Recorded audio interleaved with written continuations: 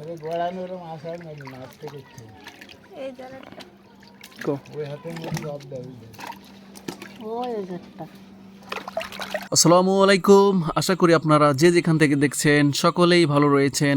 তো বিগত 4 থেকে 5 দিন ধরে আমাদের বাংলাদেশে প্রাকৃতিক দুর্যোগ, অনাকাঙ্ক্ষিত বৃষ্টি এবং নিম্নচাপের কারণে অনেক দিন যাবত আমাদের চ্যানেলে ভিডিও আমরা আপলোড করতে পারছিলাম না, কারণ কারেন্ট ছিল না, এপাশে ফোনে চার্জ কম থাকার কারণে, আসলে নেট না থাকার কারণে, এভরিথিং মিলায় সবকিছু সমস্যা থাকার কারণেই মূলত আমরা আমাদের এই চ্যানেলটিতে অনেক দিন যাবত ভিডিও দিতে পারছিলাম না। তো যেহেতু আজকে আমাদের পরিস্থিতিটা মোটামুটি ঠিক হয়েছে, সেজন্যই মূলত আজকের এই ভিডিওটা আমার আপলোড করতে পেরেছি। তো যে যেখান থেকে দেখছেন আমাদের ভিডিওটা অবশ্যই লাইক এন্ড কমেন্ট করবেন, যদি পারেন একটু শেয়ার করে দিবেন, যাতে আমাদের ফ্যামিলিটা বড় হয়, অর্থাৎ আমাদের পরিস্থিতিটা একটু বেশি হয়, এই আর কি। তো এমন পরিস্থিতি তৈরি হয়েছে আমাদের চারপাশে, আসলে অতি বৃষ্টির কারণে, যেমন প্রতি ঘন্টায় 223 মিলিলিটার বৃষ্টি পড়ার কারণে অনেক সময় পানি তলিয়ে গিয়েছে আমাদের এখানে। পানি অনেক পরিমাণে পানি হওয়ার কারণেই মূলত আসলে চারিপাশে যে জলাশয় ছিল সেখানে তো পানি আবদ্ধ হয়ে রয়েছে, পাশে যে সকল জমিতে ধানের চাষ ছিল সমস্ত ধান তলিয়ে গিয়েছে।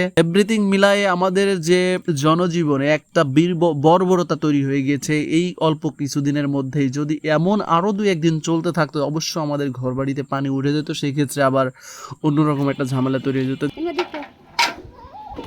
উঠো রাহুল, এটার মধ্যে উঠো, এই যে এই ধোঁয়াগুলো না, ধোঁয়াগুলো উঠো এর মধ্যে দিয়ে, ওই তরম দিয়ে।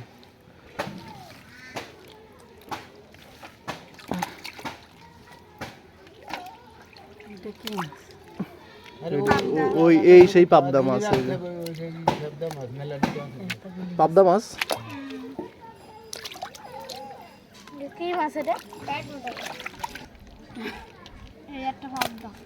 अरे गोळांवर मासा नाचते किती এই জায়গাটা ওই হাতে মধ্যে সব দেবে ওই জায়গাটা।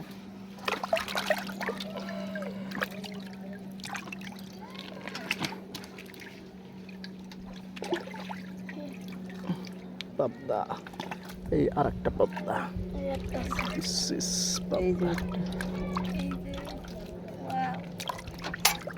এই যে নদীর মাছ, তাই না? এই সব নদীর মাছ। আরে নদীর এইগুলো তো মানুষ,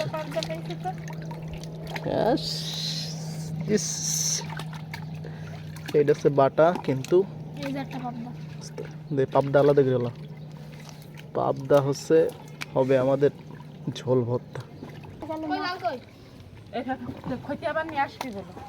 এটা পয়সা গেছে